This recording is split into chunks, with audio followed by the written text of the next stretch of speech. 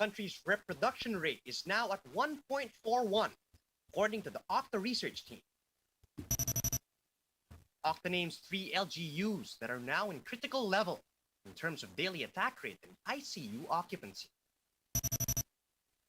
The Interior Department is planning to implement a more aggressive case-finding system similar to Tokhang.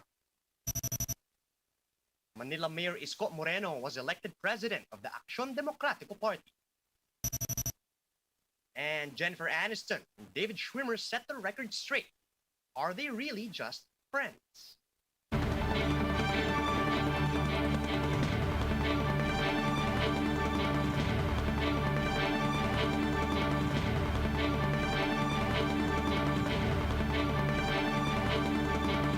Fast, focused, and fearless. Here's everything you need to know as you jumpstart your day. I'm Charles Lejano.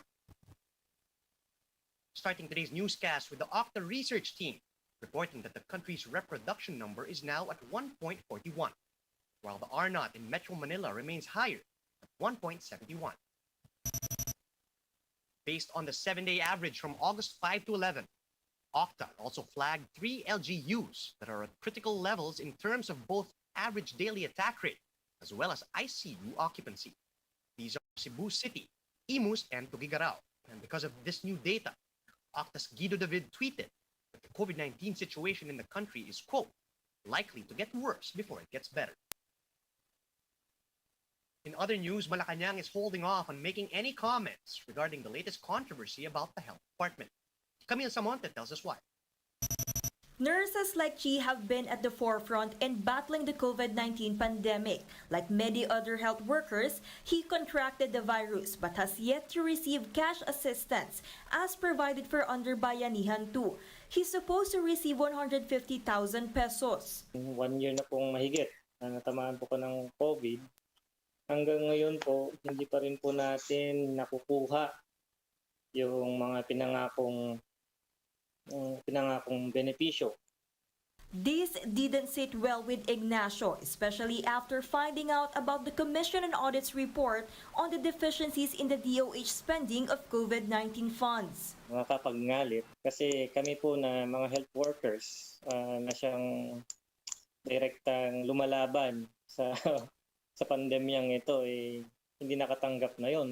ER nurse Ronnie Daganta likewise lamented the lack of benefits that the DOH promised. Daganta said the special risk allowance allotted for the private health workers is not enough. Hindi namin makita kung kanino napunta yung pondo na parang nakalaan para sa amin. Hanggang ngayon, wala pa din. Lalo na yung mga ibang mga nasa private. Health groups have long called for the DOH to provide the appropriate benefits to health workers. The agency, however, would say that there is not enough funds for the said benefits. Since day one, ginagawa na po namin ito. Up to this time, may Delta variant na, eto pa rin kami. Malacanang said President Duterte will hold off on commenting on COA's findings pending the DOH response. But spokesman Harry Roque has promised there will be no sacred cows in the administration. Recall that President Duterte previously rejected calls to fire Duque over his alleged management of the COVID-19 crisis. Antayin po natin ang sagot. The President is keen to read the answers dahil medyo mabigat po ang mga obserbasyon.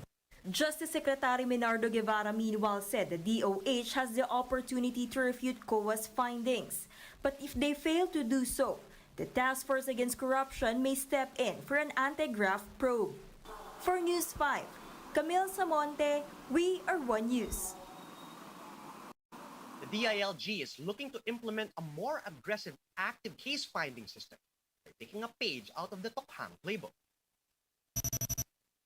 Undersecretary Ipimako Dinsing III told sa Totoo Lang that there is a need to prevent transmission of COVID-19, especially the highly infectious Delta variant. He said this can be done by cracking down on those who are exhibiting COVID symptoms so that they can be brought to testing or even to isolation centers. But Dinsing clarified that no one will be arrested during this more aggressive case-finding campaign. Ilalahad namin ang tinatawag nating aggressive granular lockdowns. Ito po yung papatupad namin. Medyo nakalatag na po ito sa ginawa kong programa at magkakaroon tayo na tinatawag na active case finding. In other words, if I may use the term, no, yung parang nagtutukhang ka, nagbabahay-bahay ka para malaman na talaga natin sino ang may simptomas at may dala-dala silang rapid antigen test para matesting na kagad on the ground. Aksyon Demokratiko has elected Manila Mayor Isko Moreno as party president. Thus, this confirmed Moreno's plans to run for president of the Philippines in 2022. Romel Lopez tells us in the story. Manila Mayor Isko Moreno has been elected as president of Aksyon Demokratiko just a week after he joined the party. Moreno had departed from the National Unity Party after a 6-year tenure. Party members unanimously voted for Moreno, citing his clean track record and tangible accomplishments. Kakaibang sipag, no? Pangalawa, nakita natin yung kanyang transformation sa Maynila, ang kanyang mga fiscal reforms. Above all, Party Chairman Ernest Ramil said Moreno shares Aksyon Demokratiko's vision. Iniwala rin yung partido that he will also be a unifying force, no? Itong sa ating heavily polarized political atmosphere. Moreno's election happened via Zoom. He thanked his co-party members for their support. His transfer has fueled speculations that he'll be running for higher office in the 2022 polls. But Ramel was quick to clarify that Yorme has not made any official announcement just yet. Ramel also defended Moreno after President Rodrigo Duterte's indirect jobs to Moreno.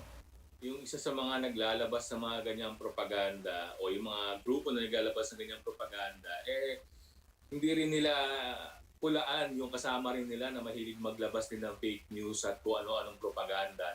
In fact, political analyst Din Dumanhi told 1PH wag po that this kind of attacks from a popular leader may backfire. This was brewing at the social media level the past month at pag-angat ng ilang pangalan na posibleng maging kandidato laban sa anak ng ating Pangulo, ibang level ng pagbatikos. Ang kakaiba lang dito ang binabatikos mo popular din. So baka it might backfire or with this sunod-sunod na pagbatikos, ang worry ko kung ako sa kanila, baka nade-develop yung Teflon. For News 5, Romel Lopez, we are One News. Aksyon Demokratiko Chairman Ernesto Ramel also clarifies that Moreno's 2022 plans are not yet set in stone. Speaking to 1PH's Wag Po, Ramel said they haven't even gotten around to the topic yet, as the ongoing ECQ is keeping the Manila mayor occupied. But Ramel did say that Aksyon Demokratiko is open to an Isko-Lenny tandem for 2022. Bukas ang aming linya kahit kay Vice President Lenny since we supported her in 2016 and we continue to support her even after the elections in 2016. So natural ally namin siya. Ayaw po natin na mag-speculate, pero tayo po ay nananalangin na magkaroon po ng pagkakaisa ng puwersa. When asked how come Moreno already bagged the party presidency right after joining the party, Ramel said the circumstances were just right for a reorganization, and he said they found Isko to be naturally fit to lead the group. When we reorganized, of course, we elected new officers, and we saw that Mayor Isko Moreno is an easy fit organisasyon dahil nga po sa mga nabanggit ko mga dahilan, nagkakasundo po kami sa maraming bagay tulad ng COVID response, yung kanyang mga balakay sa COVID response. Nagkakasundo po kami tungkol sa usapin ng trabaho at kabuhayan ngayong panahon na maraming nawawala ng kita at trabaho. At nagkasundo kami tungkol sa edukasyon na number 1 na pinaglalaban ng aming founder, Raul Roco, healthcare at pabahay.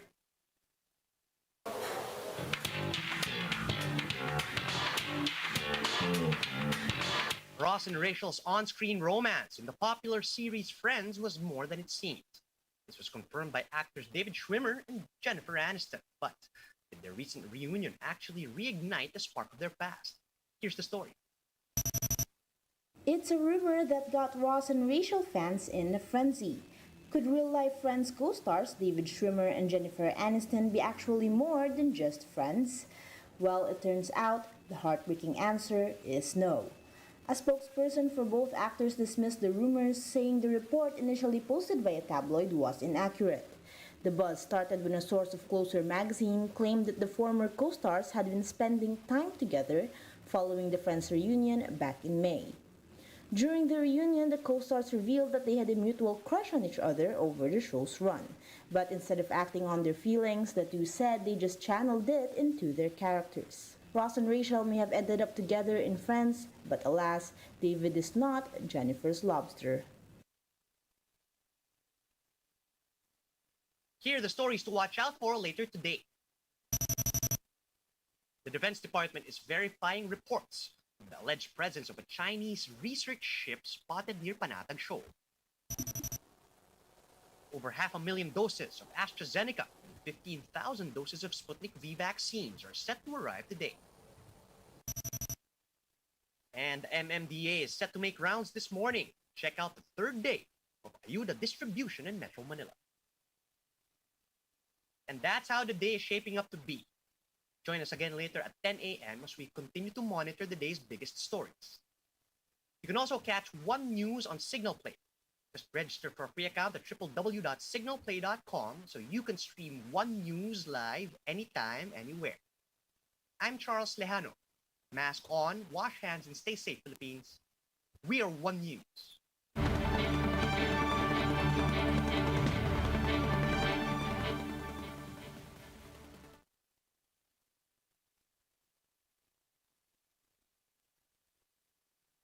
Be safe to anticipate